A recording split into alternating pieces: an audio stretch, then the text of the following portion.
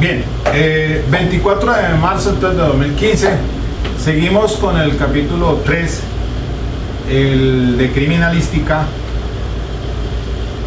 que estamos entonces, que estoy llevando a cabo aquí con el estudio de la escena del delito, también de casos de homicidio, los casos entonces donde estaba vinculado también el asunto de las armas de fuego.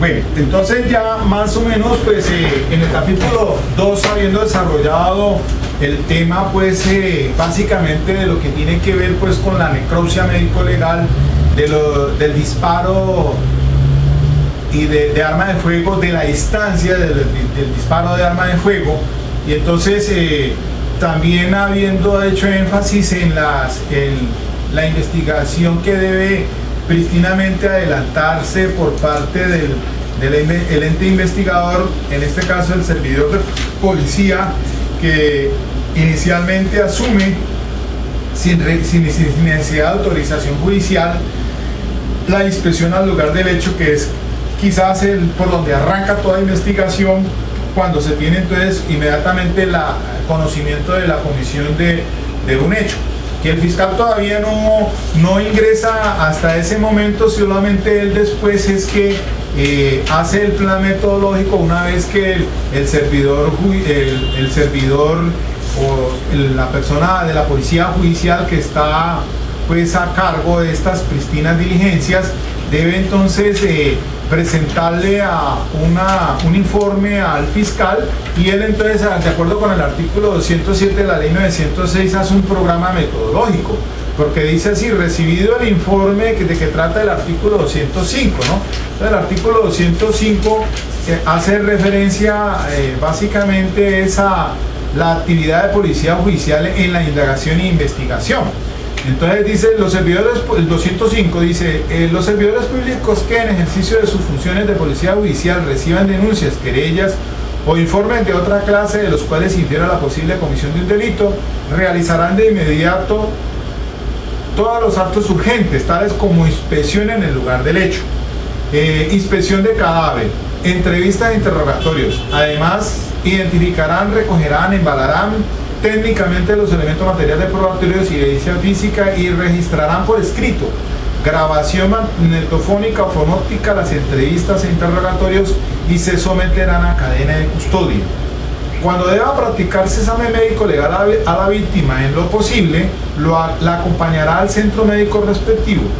Si se trata de un cadáver, este será trasladado a la respectiva dependencia del Instituto Nacional de Medicina Legal y Ciencias Forenses, o en su defecto a un centro médico oficial, para que se realice la necropsia médico-legal. Sobre esos actos urgentes y sus resultados, la Policía Judicial deberá presentar dentro de las 36 horas siguientes un informe ejecutivo al fiscal competente para que asuma la dirección, coordinación y control de la investigación. En cualquier caso, las autoridades de policía judicial harán un reporte de iniciación de su actividad para que la Fiscalía General de la Nación asuma inmediatamente esa dirección, coordinación y control.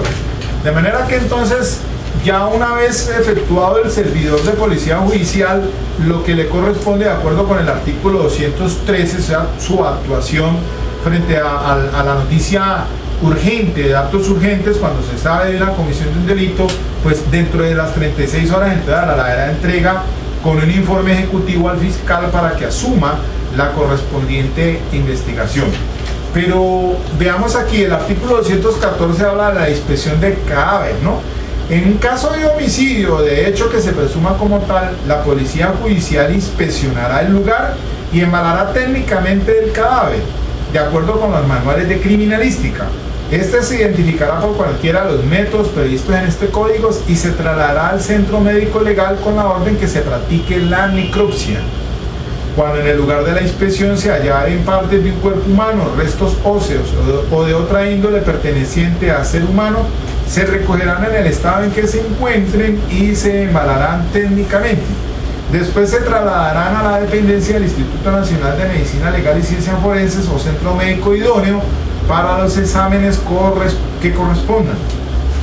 De tal suerte que entonces una vez que se ha presentado el informe ejecutivo, pues entonces el fiscal organizará un plan metodológico a efectos pues de llevar encauzar la investigación de acuerdo pues a sus conocimientos, y establece lo que se llama el programa metodológico de acuerdo con el artículo 207, que dice así: recibido el informe de que trata el artículo 205, el fiscal encargado de coordinar la investigación dispondrá, si fuera el caso, la ratificación de los actos de investigación y la realización de reunión de trabajo con los miembros de la Policía Judicial. Si la complejidad del asunto lo amerita, el fiscal dispondrá, previa autorización del jefe de la unidad, que se encuentre adscrito, la ampliación del equipo investigativo. Durante la sesión de trabajo, el fiscal, con el apoyo de los integrantes de la Policía Judicial, se trazará un programa metodológico de la investigación, el cual deberá contener la determinación de los objetivos en relación con la naturaleza de la hipótesis delictiva, los criterios para evaluar la información, la delimitación funcional de las tareas que se deben adelantar en procura de los objetivos trazados, los procedimientos de control en desarrollo de las labores y los recursos de mejoramiento de los resultados obtenidos. En desarrollo del programa metodológico de la investigación, el fiscal ordenará la realización de todas las actividades que no impliquen restricción a los derechos fundamentales y que sean conducentes al esclarecimiento de los hechos, al descubrimiento de los elementos materiales probatorios y evidencia física, a la individualización de los autores y partícipes del delito, a la evaluación y cuantificación de los daños causados y a la asistencia y protección de las víctimas. Los actos de investigación de campo y de estudio y análisis de laboratorio serán ejercidos directamente por la Policía Judicial. De manera pues que aquí ya entonces el fiscal asume la respectiva entonces investigación del control de esa investigación. Entonces plantea una hipótesis delictiva y empiezan a trabajar sobre las posibles hipótesis que se tengan en relación con, en este caso, por ejemplo, que estamos hablando de un homicidio. Entonces vamos a establecer cuáles son qué fue lo que motivó para que se produjera el deceso, para que se causara la muerte de una persona. Y entonces aquí pues es importante señalar que empieza a trabajar en equipo con el cuerpo de policía judicial, que no en pocas veces es escaso. Y esa es otra de las dificultades que se tienen en este sistema penal acusatorio, porque por más que se quiera, los fiscales están llenos de trabajo y puede hacer que entonces se le dé prioridad a algunos asuntos más que a otros. Entonces hay falencias en el campo de investigación y podemos decir nosotros que se trabaja casi que con las uñas. Es decir, la Policía Judicial, que normalmente es Policía Nacional, los funcionarios servidores públicos que están adscritos a la Unidad de Investigación Judicial SIJIN de la Policía Nacional, fungen como colaboradores de Policía Judicial del fiscal. A otras personas pues ya son los mismos integrantes del Cuerpo Técnico de Investigación, el CTI. Pero entonces con las dificultades que se tienen en evacuar investigaciones, además porque pues obviamente tiene que contarse con el personal de peritos y técnicos que se tienen también por lo menos en el Instituto de Medicina Legal, en el CTI también y en la SIJIN. Con ello se complementa la labor para establecer entonces o determinar pues los grupos de trabajo. Hoy en día la Fiscalía pues está organizada de tal manera que se trabaja, por ejemplo, los grupos, en este caso de homicidios, pero el grupo que tiene que ver contra la vida y la integridad personal. Otros puede ser de los delitos sexuales, los maneja otro grupo. Delito de seguridad pública, otro grupo. Delito así. Entonces, obviamente que es un personal que prácticamente se va especializando en relación con ese tema que va a trabajar. porque como otrora no va a ser, como eran los jueces de instrucción criminal. Los jueces de instrucción criminal pues abocaba cualquier cosa, entonces porque era la competencia para investigar de todos los delitos, entonces era un todero en toda la actividad criminal, en la investigación criminal, lo cual dificultaba porque pues unos casos son más relevantes que otros o tienen una mayor significación o de impacto social, digámoslo así, que frente a otras conductas punibles.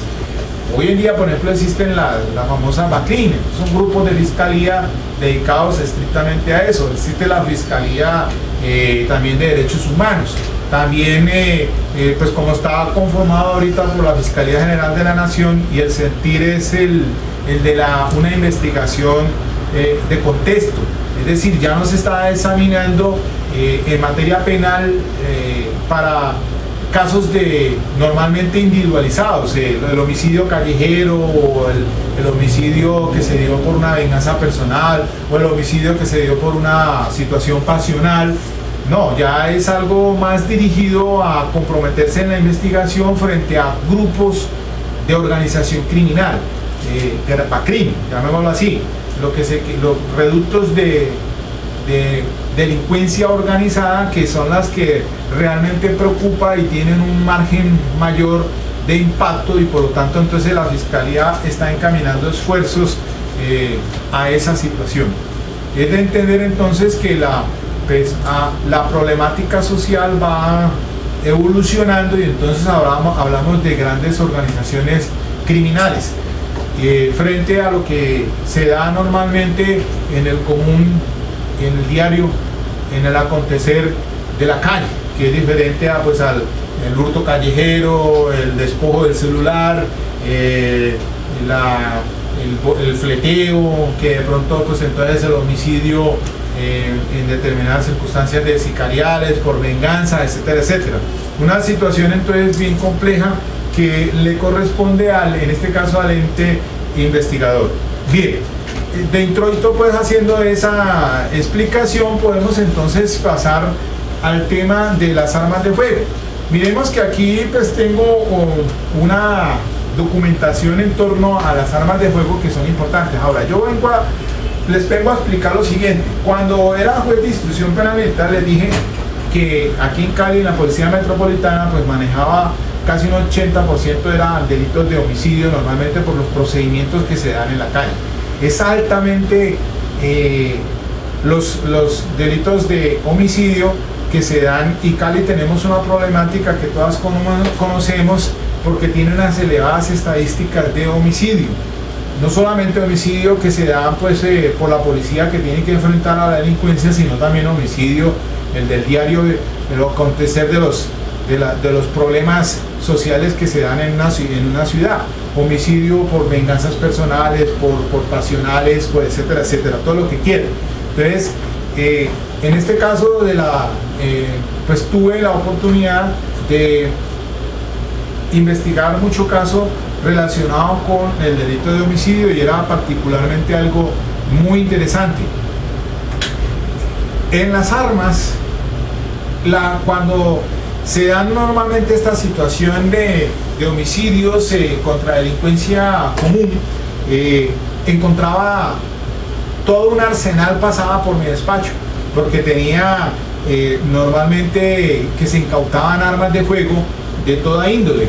Entonces encontraba los revólveres e encontraba también pistolas, pero en su gran mayoría en la delincuencia común el arma que se utiliza más frecuentemente podemos decir que es el revólver. Bien, en la clasificación entonces que les decía yo al inicio con el decreto 2535 del año 93, hace la clasificación entonces de cuál es la definición de armas de fuego y la clasificación de ellas: las de armas de guerra o de uso privativo de la fuerza pública, las armas de uso restringido y las armas de uso civil. Entonces, por ejemplo, aquí tenemos que las armas de guerra o de uso privativo de la fuerza pública Dice, son armas de guerra y por tanto de uso privativo de la fuerza pública, aquellas utilizadas con el objeto de defender la independencia, la soberanía nacional, mantener la integridad territorial, asegurar la convivencia pacífica, el ejercicio de los derechos y libertades públicas, el orden constitucional y el mantenimiento y restablecimiento del orden público, tales como. Entonces clasifica así: pistolas y revólveres de calibre 9.62 milímetros, eso significa 38 pulgadas, que no reúnen las características establecidas en el artículo 11. Pistolas y revólveres de calibre superior a 9.652 milímetros, o sea 38 pulgadas. Fusiles y carabinas semiautomáticas de calibre superior a 22 LR, armas automáticas sin importar el calibre. Los antitanques, cañones, morteros, obuses y misiles de tierra, mar y aire. Lanzacohetes, bazucas, lanzagranadas. Cargas explosivas como bombas de mano, bombas de aviación, granadas de fragmentación, petardos, proyectiles y minas. Granadas de iluminación fumígenas, perforantes o distribución de la fuerza pública. Armas que llevan dispositivos de tipo militar como miras infrarrojas, laséricas o accesorios como lanzagranadas y silenciadores. Las municiones correspondientes al tipo de armas enunciadas en los literales anteriores. Armas de uso restringido, artículo 9, dice: las armas de uso restringido son armas de guerra o de uso privativo de la fuerza pública que de manera excepcional pueden ser autorizadas con base en la facultad discrecional de la autoridad competente para defensa personal especial, tales como, aquí hay algo que está, las armas de guerra y de uso privativo de la fuerza pública fue declarado inexequible por la sentencia Corte Constitucional 296 de 1995. Entonces, las armas de uso restringido, léase, son armas que de manera excepcional pueden ser autorizadas con base en la facultad discrecional de la autoridad competente para defensa personal especial. Entonces, suprimámosle lo de guerra o de uso privativo de fuerza pública. Después vienen las armas de uso civil, que son armas de defensa personal, armas deportivas y armas de colección.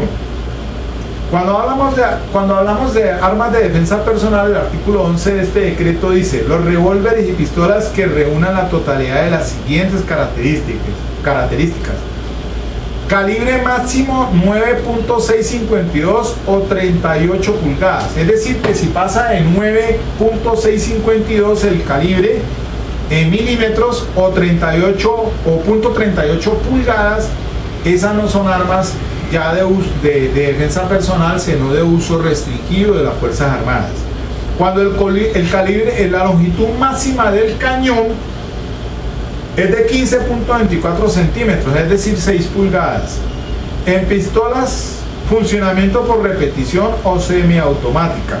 Es decir, que hay pistolas por funcionamiento de repetición o semiautomáticas, que esas son de defensa personal. Capacidad en el proveedor, dice aquí, de la pistola no superior a 9 cartuchos. Carabina calibre 22 no automáticas, y las escopetas cuya longitud de cañón no sea superior a 22 pulgadas.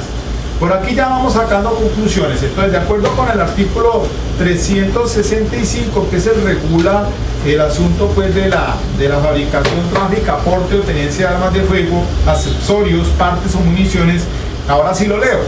Dice que esto fue modificado por la ley 1453 del 2011 y antes había sido modificado por la 1142 del 2007.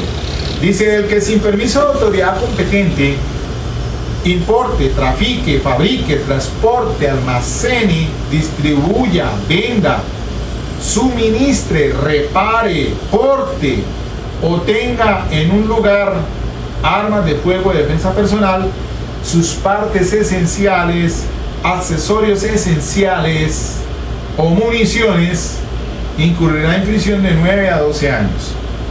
En la misma pena incurrirá cuando se trate de armas de fabricación hechiza o artesanal, salvo las escopetas de Fisto en zonas rurales. ¿Por qué salvo las escopetas de Fisto? Porque resulta que este decreto 2535 dice pues que no se consideran pues como armas de uso restringido pues el asunto de las armas dice el artículo 6, las armas pierden su carácter cuando sean total y permanentemente inservibles y no sean portados. Pero aquí también hay un artículo que dice que esas armas es decir, las escopetas de Fisto, pues no son considerados como tal para clasificarlas en la tipicidad por porte o tenencia de armas de fuego.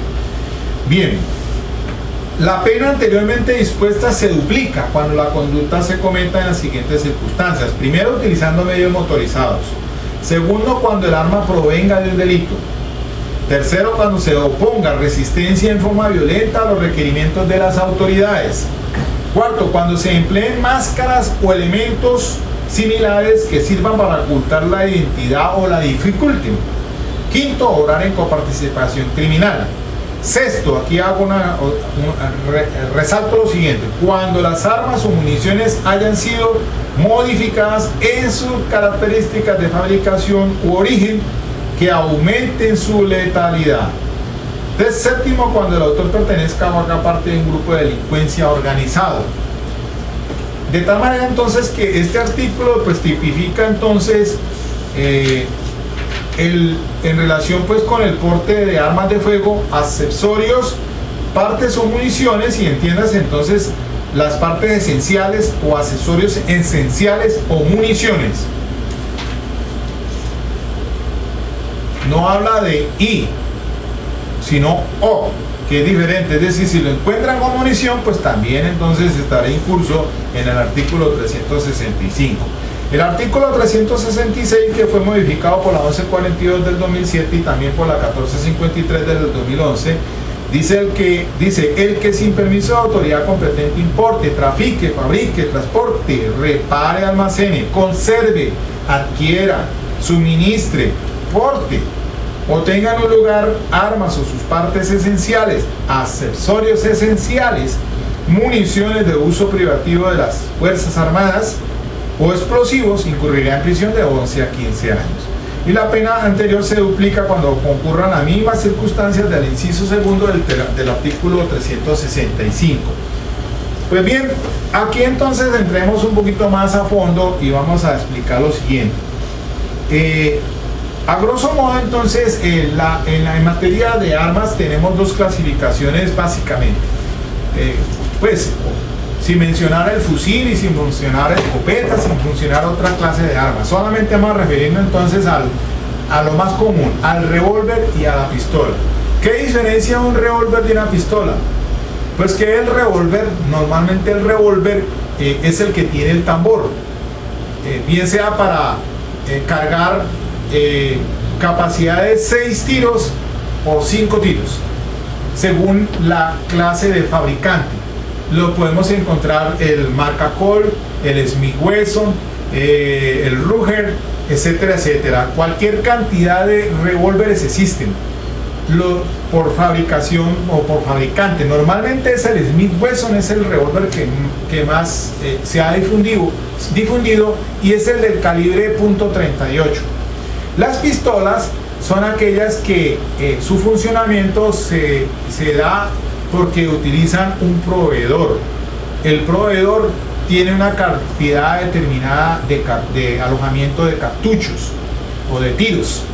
Estos entran a la cámara una vez que se acciona su mecanismo, y entonces puede ser semiautomática o automática, puede ser tiro a tiro o puede ser en ráfaga, y ahí entonces empieza a hacer la clasificación como tal. Y las armas hechizas, que son las llamadas changón, o aquellas que son de un solo tiro, esas armas que también obviamente clasifican porque dentro del artículo 365, porque la norma pues así lo indica, y dice pues que cuando sean armas de fuego de fabricación hechiza o artesanal, salvo las escopetas de Fisto, que son aquellas escopetas que tiene el campesino en la finca, que son sobre todo de cañón liso y no estriado, como si solo son los revólveres y las pistolas. Ahora explico esto de las estrías.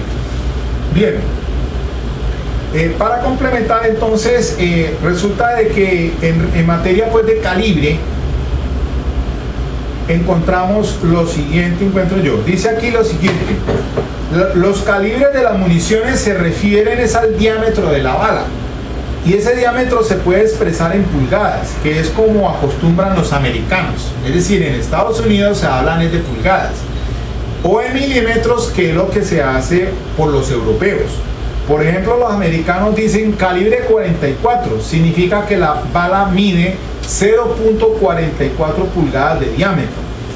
Recordemos aquí que la pulgada equivale a 2.54 centímetros. Entonces dice aquí, significa que la bala mide 0.44 pulgadas de diámetro. Ellos acostumbran a escribirlo como .44 y es común que se expresa simplemente como calibre 44. Los europeos dicen calibre 9 milímetros o calibre 7.62 milímetros, que significa un diámetro de la bala de 9 y 7.62 milímetros respectivamente. Una pistola 45 es un arma muy famosa. En este caso es de uso exclusivo del ejército. Se refiere a un arma que utiliza las balas calibre 0.45 o .45 de pulgada. Otra pistola muy popular es el revólver 38 pulgadas, es decir, el que utiliza balas de calibre .38, que como ya se ha explicado se refiere a balas de 0.38 pulgadas.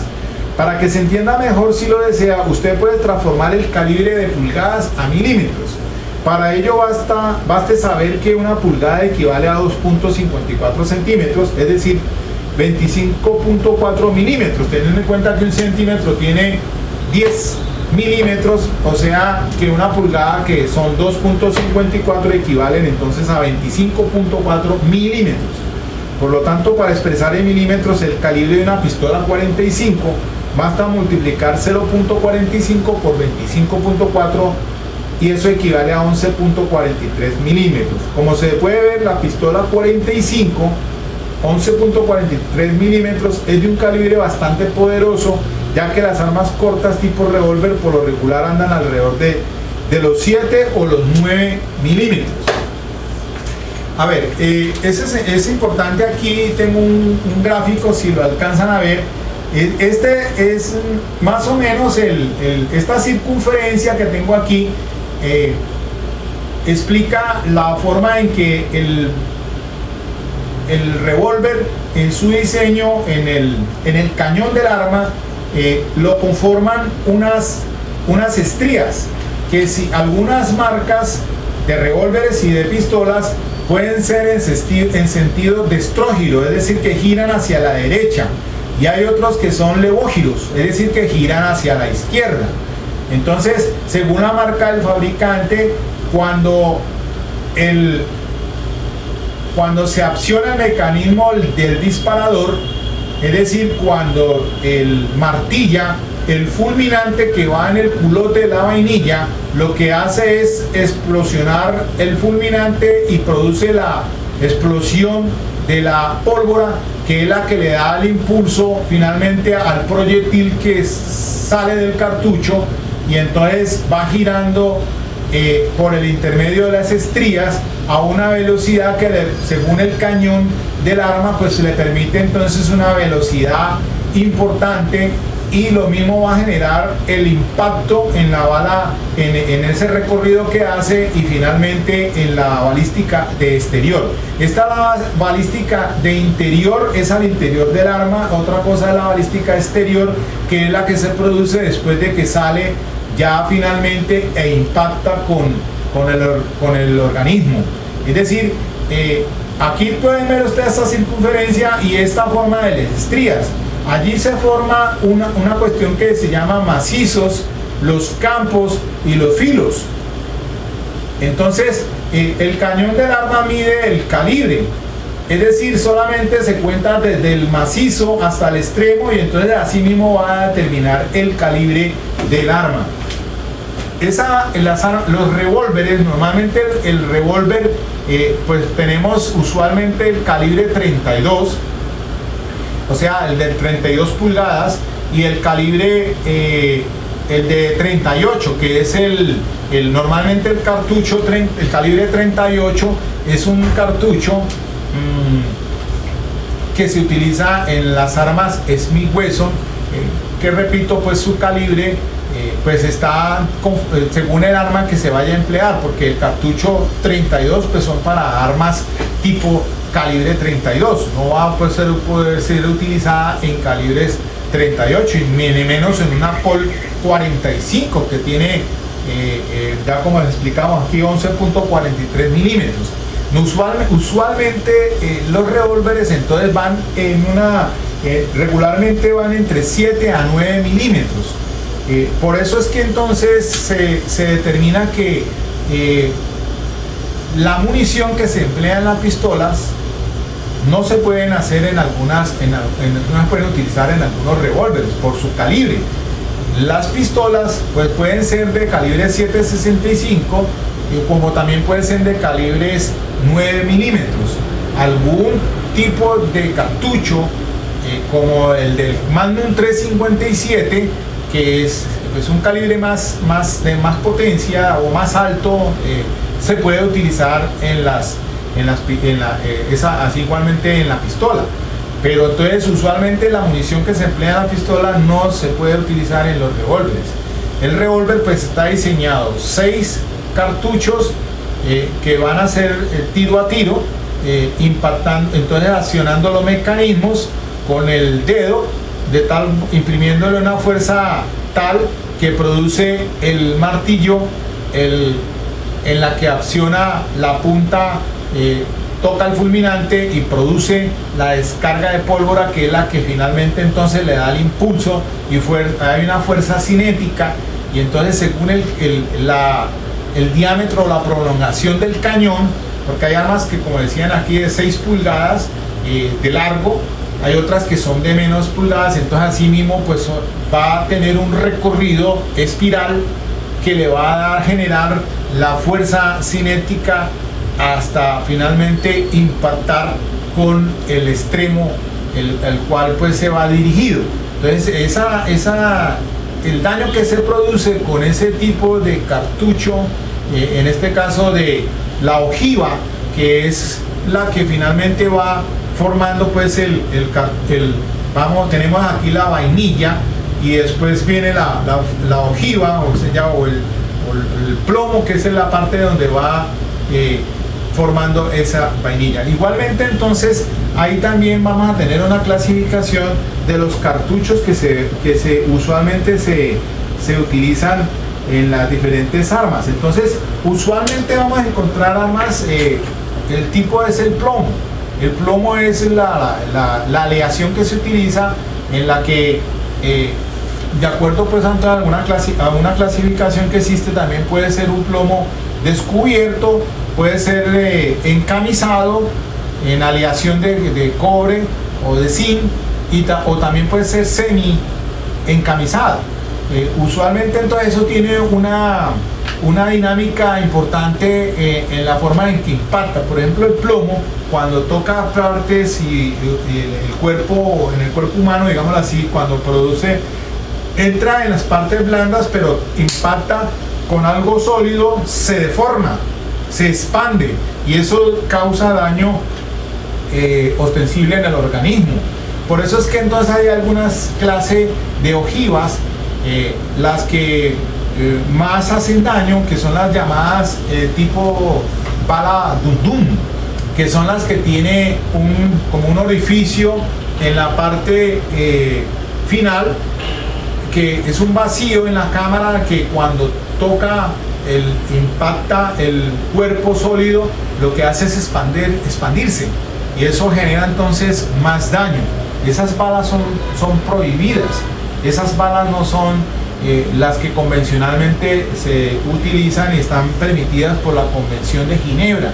En la cuestión del Tratado de Derechos Internacionales, esas armas no son permitidas para este tipo de armas de fuego, ni siquiera con las armas de uso privativo de las Fuerzas Armadas.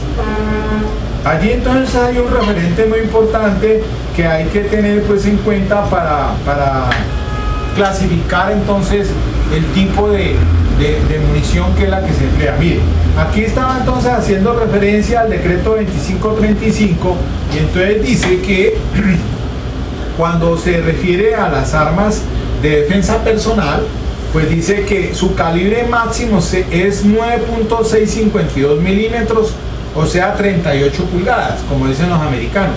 Los americanos dicen, bueno, tiene 38 pulgadas, entonces multiplique usted las 38 pulgadas por la correspondencia con la distancia pues que tiene de 2.5 pulgadas, que equivale a milímetros. Convierta eso a milímetros y entonces así se multiplica y se saca entonces la dimensión en milímetros. Entonces, si son armas en este caso de defensa personal, ellas no pueden ser cuyo calibre sea superior a 38 pulgadas.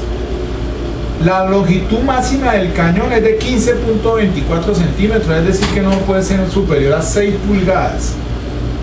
En pistolas deben ser de funcionamiento por repetición o semiautomáticas, es decir que en este caso, si son pistolas automáticas, son prohibidas, serían de uso restringido, pero tienen que tener excepcionalmente pueden ser autorizadas por la brigada. De igual manera, entonces, aquí también dice que habla del proveedor. Entonces dice que cuando el proveedor no puede ser, para pistola no puede ser superior a 9 cartuchos. Entonces, si se encuentra un proveedor que supere ese límite de los 9 cartuchos, entonces ya se diría que es de uso privativo de las Fuerzas Armadas, y entonces la calificación jurídica o el tipo penal no sería el 365, sino el artículo 366. Y es que mire, aquí pues se duplica la pena de los 9 años cuando dice que les hice énfasis aquí que en el numeral sexto dice que cuando las armas o municiones hayan sido modificadas en sus características de fabricación u origen que aumenten su letalidad. Diga usted, por ejemplo, que utilicen como aquí cuando se habla de las de uso privativo de las Fuerzas Armadas, se utilizan un silenciador. Entonces, esos silenciadores hacen ya que esas armas pues tienen unos fines diferentes pues para las de uso personal. Entonces, dice aquí exactamente que armas que lleven dispositivos de tipo militar como miras infrarrojas, lacéricas o accesorios como lanzagranadas y silenciadores. Ahora, pues si bien es cierto, la jurisprudencia se ha referido mucho a este tipo penal del artículo 365, y de acuerdo con este decreto 2535, pues repito, aquí dice que cuando ellas no son idóneas porque no tienen una aptitud para causar un daño potencial, es decir, son inservibles y no sean portados, pues entonces pierden el carácter de arma de fuego. Por eso es que es esencial que entonces en primera instancia el fiscal solicite el examen de balística para determinar si el arma es apta o no para disparar, porque si el arma no ofrece potencialmente la posibilidad de causar una amenaza, lesión o muerte de una persona, entonces podemos decir que en este caso no se trata de un arma de fuego. Ya específicamente es ceñido pues a la definición del artículo sexto, que dice que son armas de fuego las que se emplean como agente impulsor del proyectil la fuerza creada por expansión de los gases producidos por la combustión de una sustancia química. Allí entonces decía que la jurisprudencia de la misma Corte Suprema de Justicia, y entonces hace referencia en esta 38.233 del 2013 de que la ausencia de salvoconducto debe probarse. Es decir, ¿cuántas veces hubo gente que se condenó solamente porque se tenía la prueba meramente balística diciendo que es apta o idónea para disparar? Pero en algunas veces seguramente ni siquiera se obtuvo esta situación de de si tenía o no el salvoconducto, y eso es una cuestión que le atañe a la fiscalía probarlo, porque le asiste la presunción de inocencia a la persona y es el fiscal que tiene la carga probatoria, y como tal entonces él es el que tiene que demostrar si la persona tiene o bien el permiso para tenencia o para aporte, porque es que el decreto 2535 tiene en cuenta entonces que son dos las situaciones. Pueden dar un salvoconducto, bien sea para tenencia o puede ser para aporte. Una cosa es que usted tenga un salvoconducto y le permita tener un arma en su casa, en su lugar de habitación, y otra cosa es el de portable. Entonces, dice aquí, el permiso del Estado, artículo 3. Los particulares de manera excepcional solo podrán poseer o portar armas, sus partes, piezas, municiones, explosivos y sus accesorios con permiso expedido con base en la potestad discrecional de la autoridad competente. Quizás por eso la 1453 y la 1142 modificaron estos artículos 365 y el 366, y entonces se agrega acá que además de los verbos rectores, porque aquí habla es de importar, traficar, fabricar, transportar, almacenar, distribuir, vender, suministrar, reparar, portar o tener en un lugar armas de fuego, defensa personal, sus partes esenciales, accesorios esenciales o municiones, incurrirá en prisión de 9 a 12 años. Hay que entender entonces cuáles son las partes esenciales. Habrá que entender entonces cuáles son los accesorios esenciales. No cualquiera pues constituye entonces un tipo penal en esas condiciones. O la munición, porque la munición también entonces, según como veíamos ahora, esa munición prohibida, esa munición que no está permitida, pues ¿dónde lo ubicaría?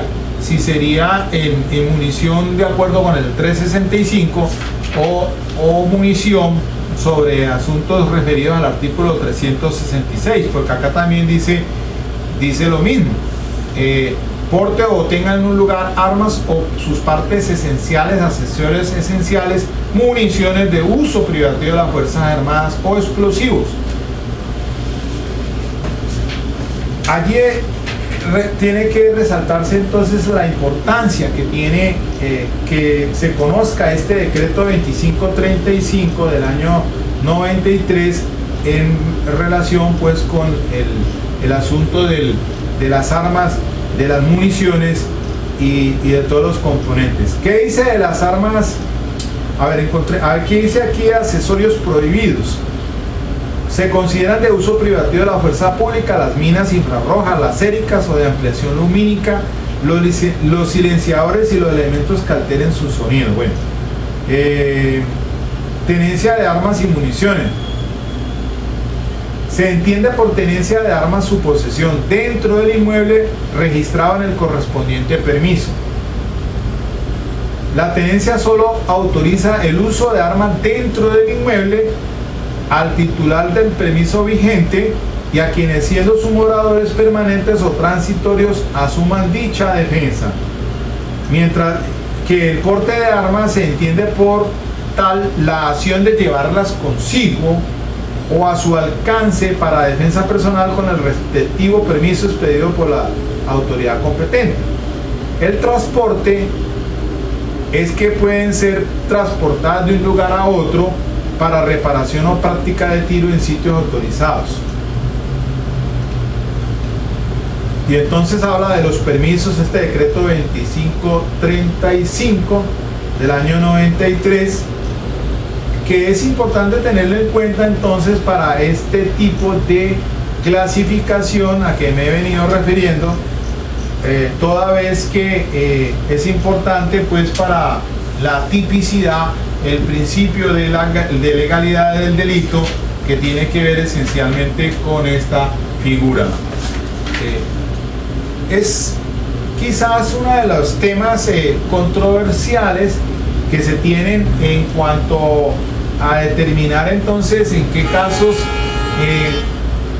no ofrece una potencialidad de peligro, porque es que el hecho de portar o tener un arma sin salvoconducto, ese es un delito que atenta esencialmente contra, dice aquí el capítulo 2, de los delitos de peligro común o que pueden ocasionar grave perjuicio para la comunidad y otras infracciones. Es decir, que es un delito de peligro, que no necesita un resultado, sino que meramente por existir esa figura, por el mero hecho de llevarlo, sin que potencialmente se haya generado una lesión a un bien jurídico, entonces se puede decir que en ese evento, entonces solamente pues diríamos que no, que solamente porque se generó un daño, un atentado contra como dice ahí, la puesta en peligro, ¿no? Porque es que el principio de antijuricidad material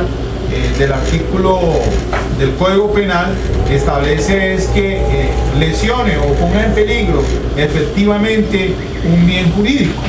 Entonces, de hecho, pues el mero acto o la acción de llevar consigo genera un daño contra la comunidad, como dice pues aquí el artículo 365, que está señalado en los delitos contra la seguridad pública.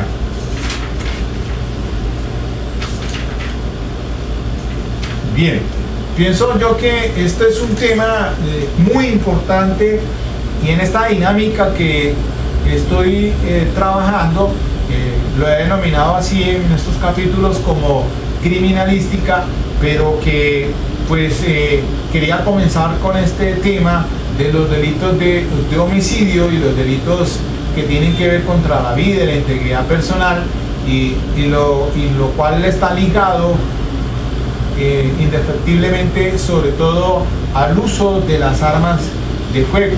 Las armas de fuego, llámese de tipo revólver o pistolas. El que quiera más pues puede profundizar, hay mucha literatura sobre las clases de armas, las clases de proyectiles, de vainillas, de etcétera, etcétera.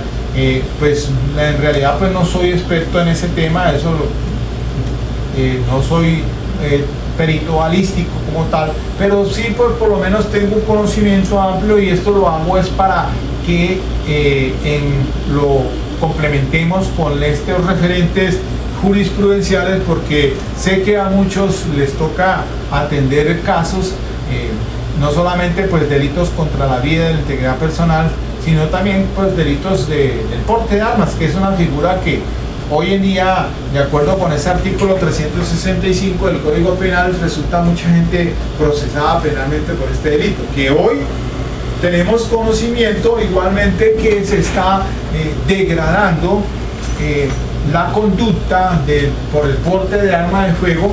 Y aquí tengo una jurisprudencia, tengo una providencia dentro del radicado 2013-04-611, dice del Tribunal Superior del Distrito Judicial de Armenia, en sala de decisión penal del año octubre 1 del 2014, en la que el magistrado ponente es el doctor Henry Niño Méndez, acta aprobada en el número 144 del 26 de septiembre del 2014. Y el asunto a tratar es porque ahora se está degradando la conducta de autoría del artículo 365 al de la complicidad, y entonces la Fiscalía, dentro de esa facultad discrecional que le asiste para preacordar con la defensa, entonces se está haciendo esa clase de convenio, digámoslo así, en la que se preacuerda para que la sanción que se imponga, pues normalmente cuando se degrada al grado de complicidad, la pena baja ostensiblemente de los mismos 9 años, queda en aproximadamente en los 54 meses más o menos. Dice aquí la norma por la cuestión de la complicidad en esta providencia que ahora ha servido a diferentes funcionarios, abogados, porque pues se le permite entonces que al degradar la conducta se le pueda entonces aplicar la ley 1709 del 2014, que es conceder la prisión domiciliaria. Entonces se hacía pues referencia también a una sentencia de la misma Corte Suprema de Justicia del 18 de noviembre del 2008, con ponencia de la doctora María Rosario González y el doctor Augusto Ibáñez, dentro del proceso radicado 30539 del 2008, e indicó pues que es necesario, comillas, es necesario acotar que acerca de la ponderación del requisito objetivo para acceder a la prisión domiciliaria, no basta con establecer el tipo básico de la conducta por la cual se procede, pues menester resulta tener en cuenta todas aquellas circunstancias que inciden en la modificación de los extremos punitivos, como ocurre con modalidades atenuadas, según aconteció en este caso, tentativas, complicidad, etcétera, amén de situaciones de incremento punitivo como aquellas determinadas por circunstancias específicas de agravación. Es decir, en este caso entonces se considera por el tribunal que existe la concurrencia del presupuesto de mención señalada en la ley 1709 del 2014 del artículo 38b, que como quiera que se degradó la conducta de autoría a la complicidad, entonces imponiéndose una pena de 54 meses, más no estoy, dice aquí fueron 50 a ver cuánto es lo que se impuso la pena por el funcionario, entonces la hace objetivamente posible aplicar para entonces finalmente resolver, como lo hizo, revocó parcialmente el numeral cuarto del fallo impugnado para en su lugar conceder a favor del fulano el mecanismo sustitutivo de la prisión domiciliaria, porque entonces es posible que al degradarse la conducta, entonces se pueda considerar la viabilidad de la prisión domiciliaria. Eso lo hemos venido haciendo en diferentes instancias, de que en este sistema penal acusatorio esencialmente pues la Fiscalía, según el acto legislativo 03 del 2002, teniendo esa competencia y estando dentro de su resorte, sin que de pronto se vaya a tomar pues injerencia en lo que tenga que ver con el prestigio de la justicia, pues que la Fiscalía sí, teniendo esa carga procesal y siendo el que puede dar lugar en este sistema penal acusatorio bajo el principio del nulo es el juicio si no hay una acusación, es decir, que el fiscal es el que tiene que finalmente presentar el escrito de acusación y llevar con probabilidad de verdad más allá de toda duda sobre la responsabilidad, y por lo tanto entonces el fiscal en este sistema puede negociar con la defensa y el juez de conocimiento entonces plausiblemente deberá aprobar ese preacuerdo, porque no es que esté desprestigiándose la justicia, sino que realmente está dentro de su resorte, teniendo en cuenta que existen unos pilares básicos en este sistema penal acusatorio en los que debe haber una menor injerencia de parte de los jueces cuando se trata de algún tipo de negociación o preacuerdo favoreciendo los intereses del procesado. Asunto a lo cual pues entonces ha ido cambiando jurisprudencialmente esa situación, y algunos tribunales pues lo han entendido, y la misma Corte Suprema de Justicia, y eso hace pues que entonces en estos delitos que se tratan sobre todo del porte de armas, pues se acabe con ese hacinamiento carcelario que existe actualmente, y eso morigere un poco la situación que existe al interior de las cárceles, y que entonces toda vez que pues este artículo 365 pues fuera modificado por estas leyes 1142 del 2007 y la 1453 del 2011, casi que duplicando la pena, porque quedó de 9 años y no lo hace viable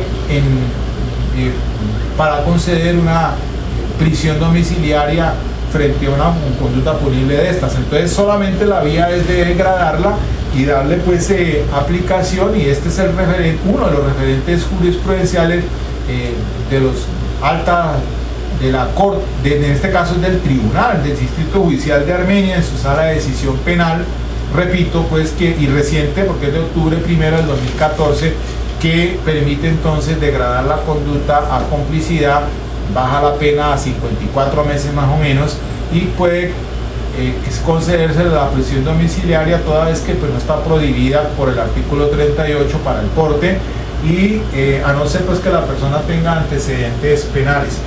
Bien, entonces dejamos hasta aquí. Quizás yo quiero después adentrarme en otro tema en esta misma situación de criminalística, lo podemos llamar como el capítulo 4, es el tema relacionado con los delitos sexuales, que también me parece importante adentrarnos un poco en este tema.